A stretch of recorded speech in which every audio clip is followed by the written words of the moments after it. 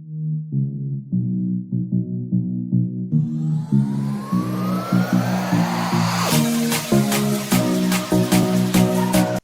right, everybody, welcome to another episode of the Rocket X podcast. I'm your host, Victor Rancour.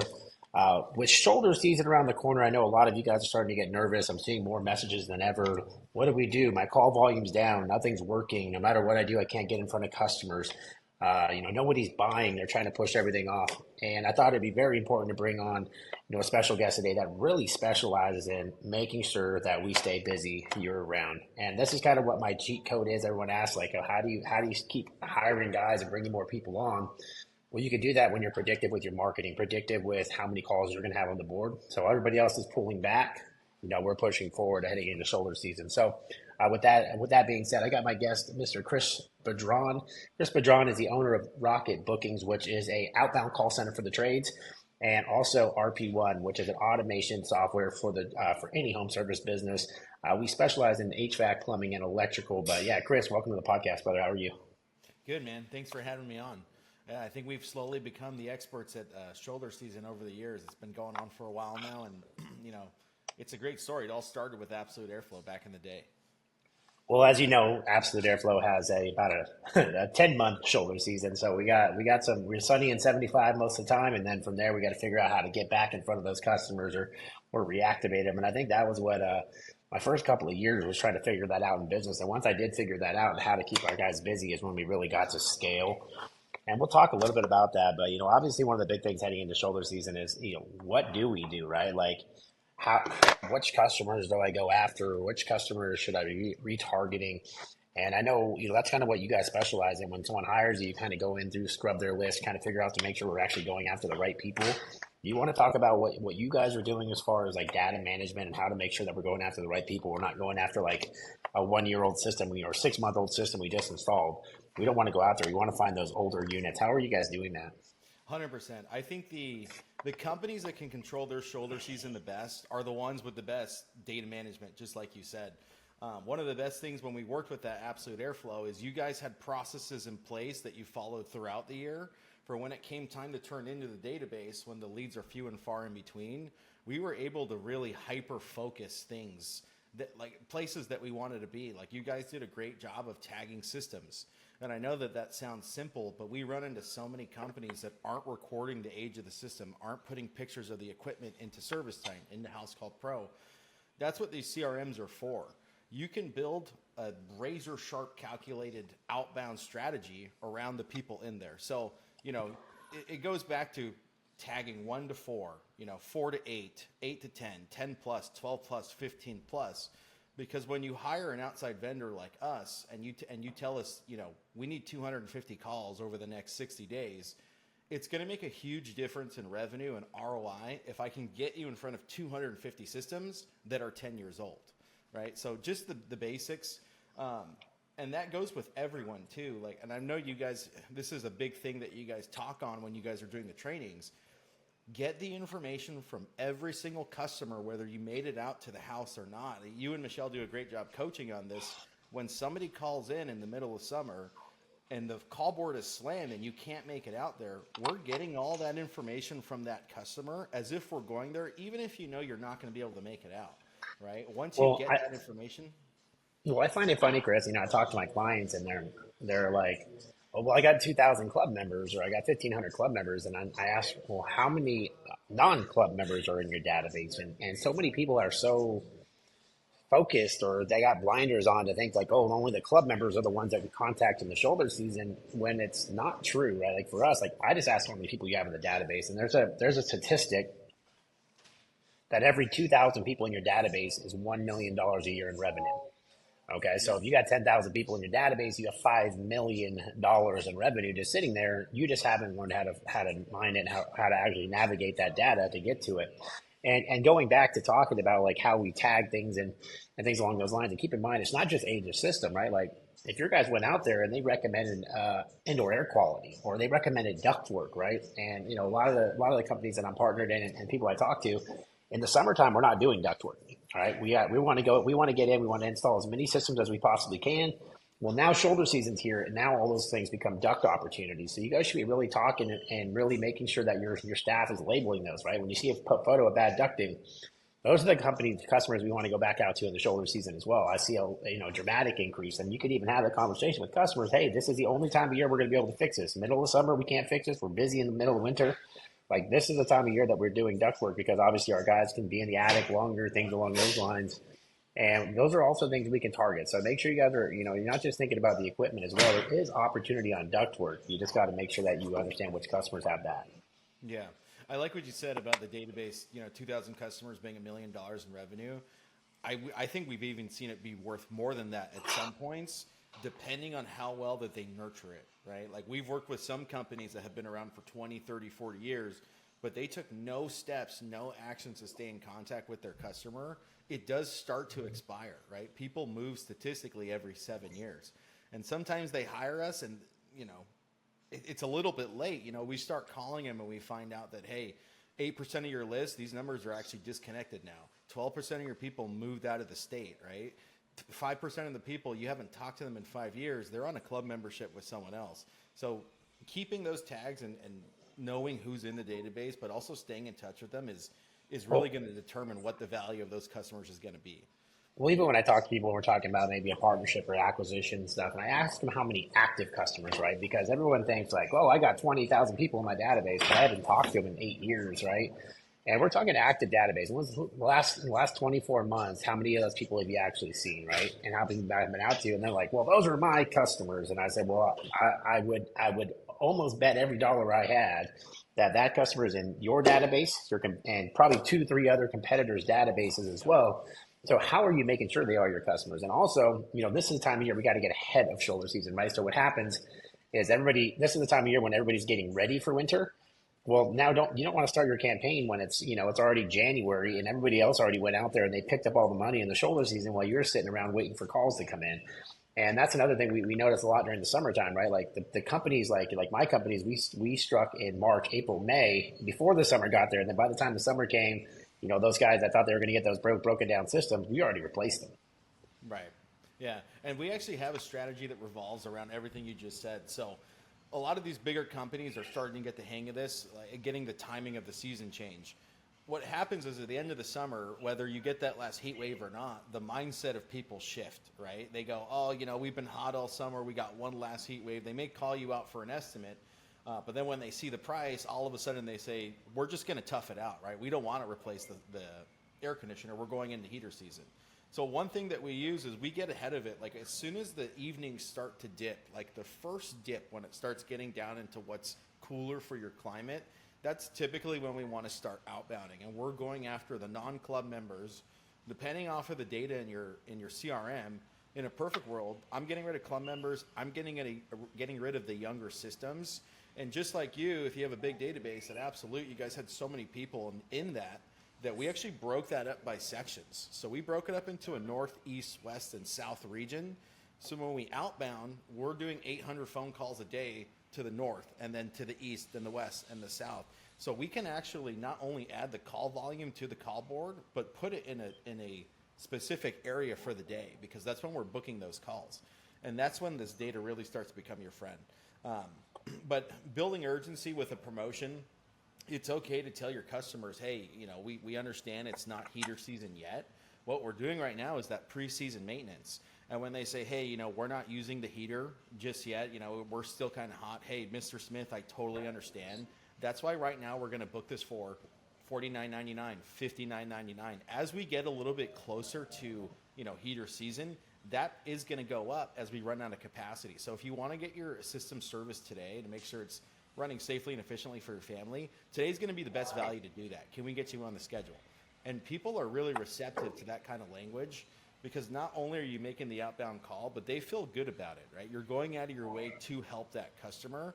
And we find that we've been able to fill up people, and we don't fill up the entire schedule in August for heaters, right? What we start doing is we'll put one service call per tech in the morning, and we'll start pushing that out to 2-3 weeks, right? And then we'll start bringing it back and layering it in, depending on how much demand they actually have and how well the marketing is working. So Well, that's something a lot of people, in the summertime, they're like, oh, we don't do outbounding, we don't run tune-ups in the summer. And I said, oh, well, I would challenge you to really rethink that because, like what you said, right? Like now it's easier to get calls in the summer, right? So I'm trying to fill my board, and then I can add more serve maintenance techs. And I think it also comes down to mindset on calls, right? Like most companies, they think, oh, it's a maintenance call.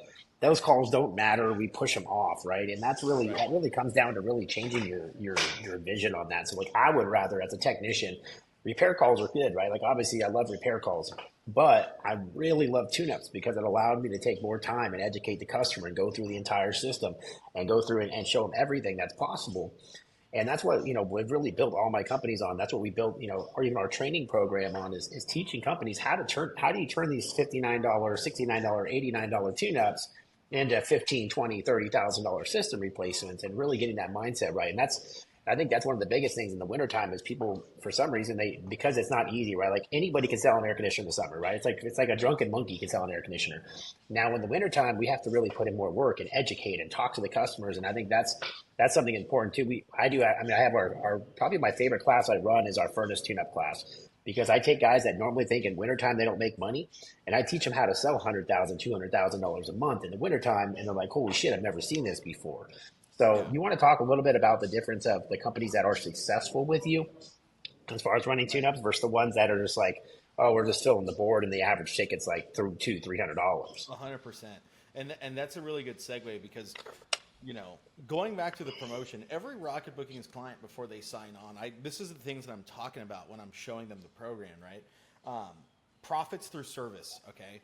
We are setting you up on a promotion on purpose because what's the easiest way how do you sell a club membership? You go in there, you show them what you guys are made of, and you show them how you service the system, and you do it with a smile. So when we're booking 200, 300, 500 calls for a company, I'm telling that owner, look, I'm setting you to sell this club membership and get a 5-star review on every single call, no matter what. And the way that we advise you do that is, hey, Mr. Smith, it looks like, fantastic. You got one of the most competitive offers we've ever done. It's a $59 tune-up because it's the preseason maintenance. Today we're going to go through this checklist, and this goes back to also having a process, right? You need to make sure that everyone's saying this stuff on every single call.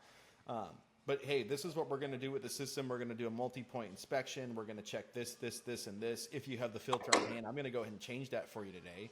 Just so you know, if you want to keep receiving service like this at a discounted rate like you are today, we have our club membership. It's only $199 a year, and you get to also take advantage of the discounted service, but 10% off indoor air quality, 10% off repairs. Whatever your program is, it's the easiest way to go in there, make a customer happy, and sell that membership. Now, through the process of talking to your database, let's say you have 20,000 people in your service site, 18,000 of them are club members, just for numbers' sake. Our goal as a company is to obviously schedule those diagnostics and those estimates for you, right? If you're going to talk to 18,000 people, you're going to come across my neighbor actually just got a heat pump. I saw that maybe there was a rebate. And this is where your other marketing comes into play, right? It's supposed to be an omni-channel push with the same message. Maybe it's not working that well. We were thinking about replacing it. And that's also the purpose, right? Staying in touch. We're always marketing for the service because it gets you guys through the door. But we want all these other things that come along with this.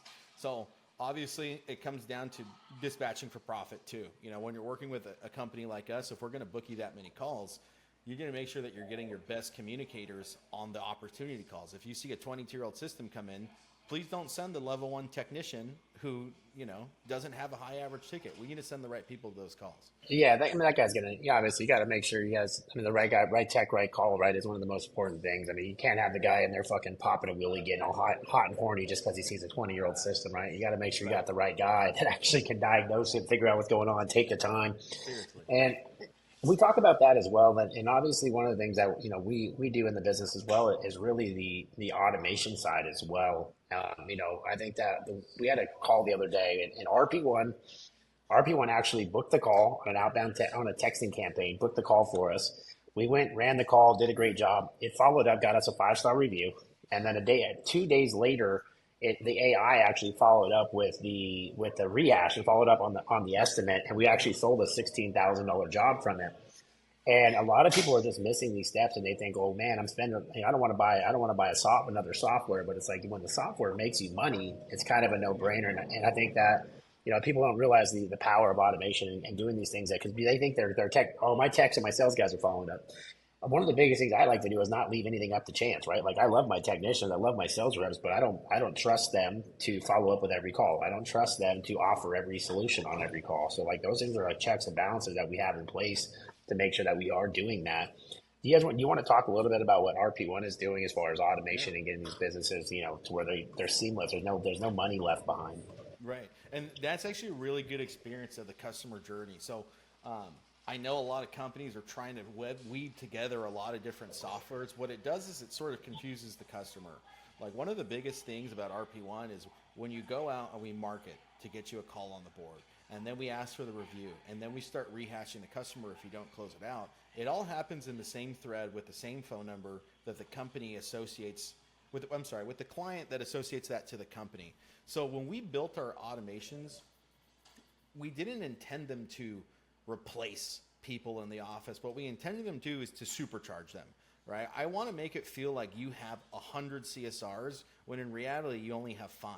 But all that busy work is being done through automations. So, RP1, it's cool because one of the biggest topics when I used to do outbound training for people, it always started with scrubbing that list. And that's where people really start getting tripped up, right? Actually taking the data and formulating a plan around it. RP1 is really cool because it syncs everything over and it brings the contacts and the tags with it into it. So from there, when you go and you create a campaign, now we're deciding who we want to go after in seconds, right? And again, data management is so important. But we start marketing these customers. 5-star reviews, they only help your business grow, right? And I love that the thing that you say, Google's a data company. At 30 reviews, you're a real company. At 300 reviews, you're a good company. And 1,000 reviews, you're a premium company. The problem is guys, these companies are running thousands and thousands of calls a year, and they're still, when you look at their Google page, they're at 100, 150, 200 5-star reviews. That's not enough, and it's because maybe the guys are asking, but maybe they're not. But we kind of take that out of their hands with the automations. So every time a ticket gets closed out in ServiceTitan or House Call Pro, we're going to automatically text that client, and ask for a 5-star review. Now, what we learned is if someone's upset with your company, they're going to take the time to go above and beyond to try to ruin the reputation. And that's why they say one bad review will cost you tens of thousands of dollars, because that's true. We've seen it happen many, many times. Now, what happens when someone's happy is they don't even take the time to write the review. They just click the 5 stars and hit next. And that's the level of passion when that happens. So what we figured out is we figured how to kind of segue and offer a survey so you guys have an opportunity to intervene with a bad review and handle that customer privately before it actually goes and hits the Google page, right? And that's what we've seen. It tracks all the reviews, and it's all automated. I still want you to know that you got the bad review, so we're going to let you know, but I want you to have an opportunity to handle it before it hits your Google. Now, going back to the rehash portion and what you were saying, we built this system around simple statistics, right?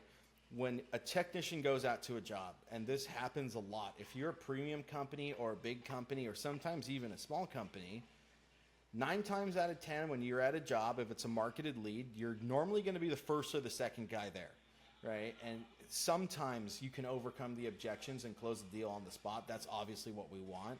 But a lot of people are stuck in their ways, right? They're going to tell you, I'm getting 3 estimates. There's 5 guys coming behind you. I took 2 or 3 days off work to make sure that I'm getting the best deal. I'm not going to make a decision until I get that information. Every guy comes out. They say they're the best guy. They install the best brand. They're the best guy for the offer. If you send them the quote, they're going to work with you. They all say the same thing, right? And what happens to these customers is they end up getting more confused from when just reading online or talking to their neighbor than when they get the first quote. By the time they get the last quote, they have no idea what to think. Hey Chris, this is where it comes down to processes, though. I mean, like everyone asks me how do we grow so fast. My guys don't. If you guys don't have a dialed-in sales process to begin with, like that's a whole other conversation. Like Right. some of these things we get we have automated and we had automated follow-ups. And I'm seeing some of these companies, and it's like we sent out the rehash decks, but they never even got the estimate. They never even got the, hey, we're still waiting on an estimate. Hey, we're still waiting on this. Hey, your guy hasn't got back to me. And you'd be surprised how many of those deals fall through the cracks because your guy said he's following up. And I think that's one of the things that I've noticed more than anything is I'm actually catching the issues. I'm catching the problems because the automation doesn't have a choice. It's going to go out no matter what. And I think we're finding so many issues and so many training points that we didn't realize that we're failing, right? Because like, hey, maybe this guy doesn't have the right tools in the house to quote on that spot. Maybe he's not going through a proper presentation. And there's so many little factors that go into deciding if you're gonna get that sale or not. But I think that's one of the things I love the most about any automation is that like I don't have to hope and pray that my team's doing it because as we know, humans are going to do what humans do, right? They're going to do the path of least resistance. As much as they say they're going to do everything, they do everything as lazy as possible.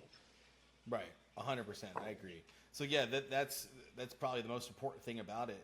But it's really just designed to bring some clarity to that customer when they're in that statistical buying window, right? So we reach out for a few days after the estimate is left open. And the way that we have it programmed is it actually goes in and it checks any open estimate in Service Center House Call Pro. And if they accept anything, it'll take them out of the automations. But if it doesn't, it's going to basically do what Vic said and rehash it automatically. So obviously we're heading into shoulder season, and I think I've actually been on about 30 calls over the last week, just meeting with contractors and really just what I've been doing is just figuring out what they're doing currently, what kind of holes they have in their business.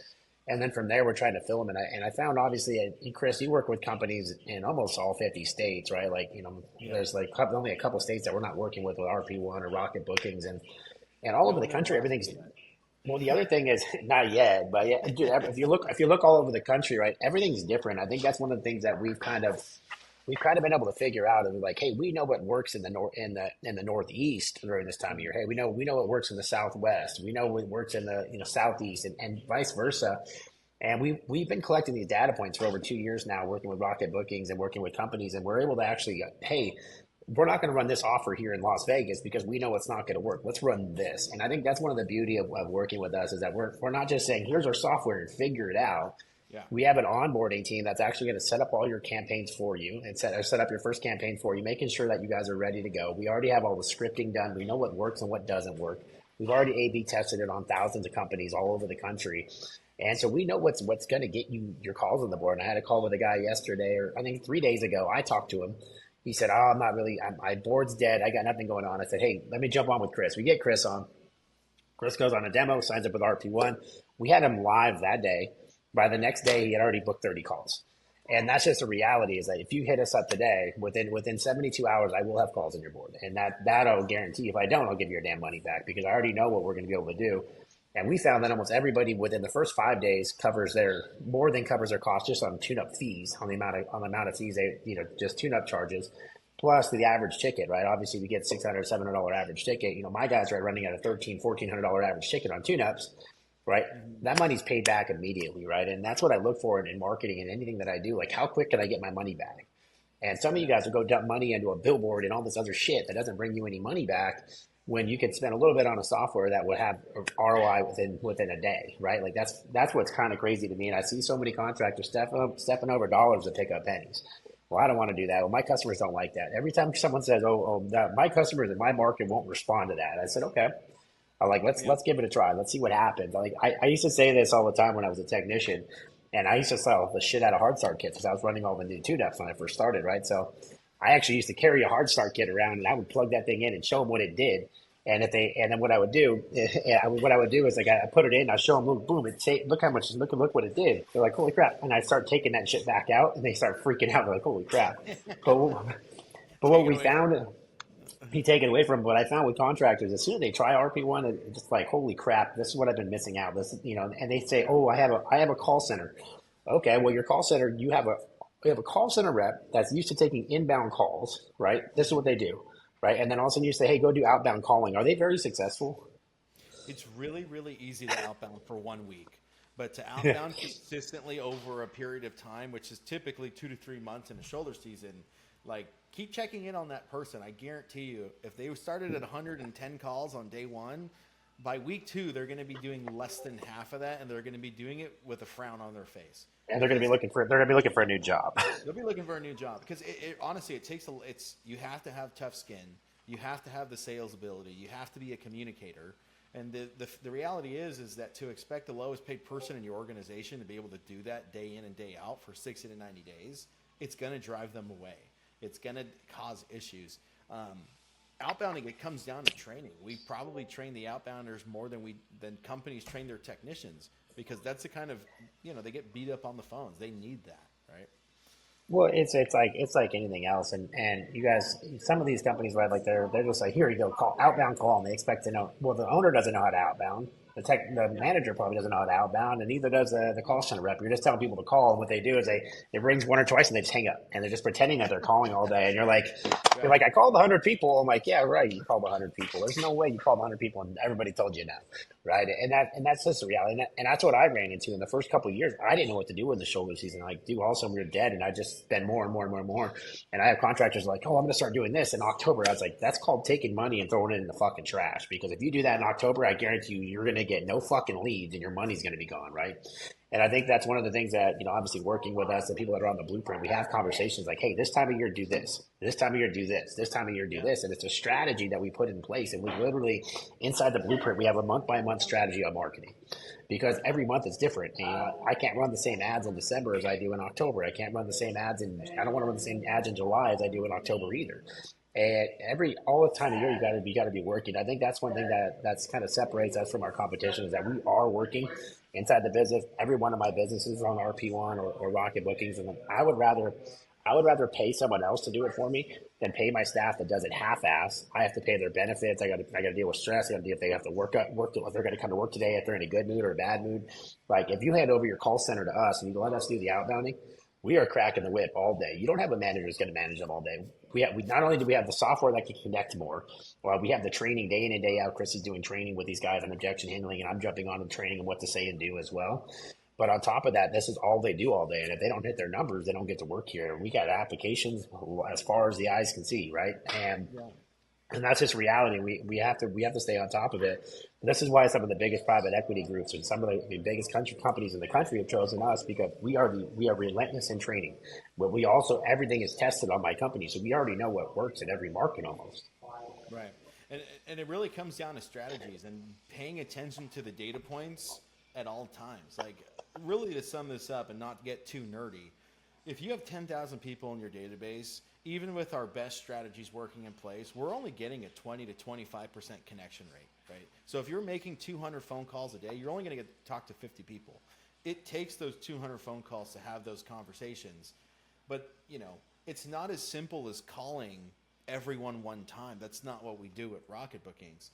Everyone has a different job, a different career. I mean, most people fit into 9 to 5, but if you guys ever watch The Office, the best analogy I can give you is the episode starts the same way every time. Everyone's working at their desk and it looks like a normal day. Then the drama starts and people start laughing and the episode goes on. We have to make Jim's cell phone ring on the way to go flirt with Pam, right? And again, that's different for everyone depending on what you do for work. But you have to layer in multiple attempts for each customer. And we've broken those down to 2-hour windows. And that's how we get a hold of them. So if you have 10,000 people in your database, we know over a 60 to 90-day campaign, we're getting ready to do 10,000 calls, because that's what it's going to take to be able to connect to those people. So again, the outbounding, and when these girls, when they try to outbound in the office, they go in and they get fired up and they usually do it for a couple hours. And then the next time you walk by their desk, they're busy again.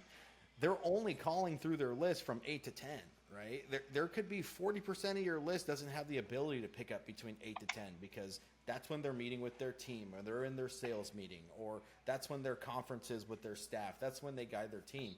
And that's one of the biggest pitfalls that we see. But we have to make those changes according to the data on the connection rates, on the times, on the attempts. And that's just really, really hard to do for a contractor without that sort of tech stack. Not to mention, the old school way of literally picking up a phone and dialing. It doesn't help.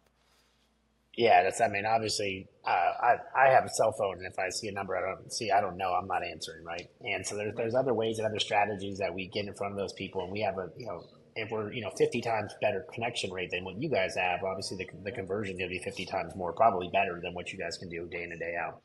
Well, Chris, I mean, it sounds like we went over a lot of information as far as shoulder season. And when I talk to people right now, if you guys are in business and you guys are struggling and trying to figure out what to do, you really got to think different, right? So right now, everyone always wants to throw dump money into digital marketing, and they think that's going to work. But during the shoulder season, that's not what works. We got to reactivate our customers, right? We got to get out in our community. I gotta say, we always got to get loud in the off season, right? Like, hey, go sponsor those events. Go get set up a booth. Go get in front of your customers. Get in those community groups. Do things for free, giveaways, and whatever the stuff you got to do to get in front of those customers, get in their house. But shoulder season, get loud, right? When by being loud, it could be sending out text messages. It could be making outbound calling. It could be putting up banners at the sporting events. It could be getting in your local BNIs, going out to HOAs, setting up the coffee and donuts for elderly communities, things like that we do in our businesses that are going to get people that see that who we are and want to do business with us, interact with us. You got to get better at the hand-to-hand combat. You can't be lazy. In this time of year, you got to step up and do the things you need to do. And if you guys feel like maybe it's out of your league and you don't want to do it, let us take care of it for you, right? Let us take care of the automation. You don't have to worry about it. You can go with one of our other competitors, right? But they're not going to set up your campaigns for you. They don't have the knowledge day in and day out, and they don't have the staff trained to do what we do. And they don't know what campaigns are working. They just say, here you go, figure it out. I don't want to figure things out myself. I'm a contractor, and that's what RP1 does. And we're more of a done for you service rather than here, figure it out. You already got enough software. If you got service tie and house call, you got to figure that shit out all day. You don't got time for that. We'll set up your campaign for you. If you want us to set up automation, set up our reviews. We set up all that stuff for you through your onboarding, so you guys don't have to worry about it. It's one less thing.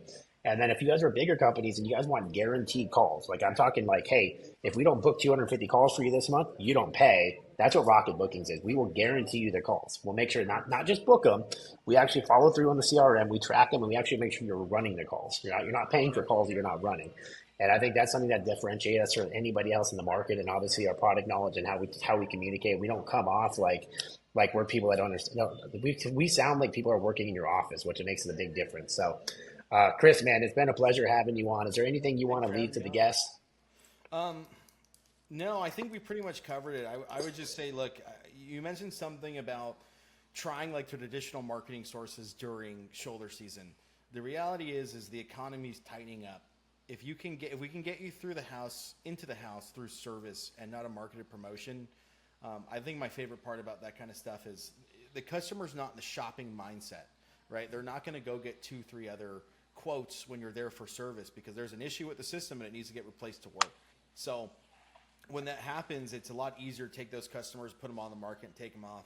That's why we do this. That's why, there's literally a method to the madness for everything that we do, which is just kind of driving home your point. But don't give up, guys. The shoulder season's tough. It doesn't have to be tough. So if you guys need help with any of this, or even if you just want some outbound training, you can reach out to me as a resource. I think Vic will put my contact info in this. But you need to prepare your expectations for how difficult that job actually is. Because, again, it's really easy to outbound for a week. It's really hard to outbound for 9 to 12. Well, the other thing is if you guys are this time of year is training season, right? And we have a couple classes coming up that will completely change the way your business operates in the wintertime. We'll have your guys making double their average ticket from last year. We're going to see far more sales, far more repairs, things coming in.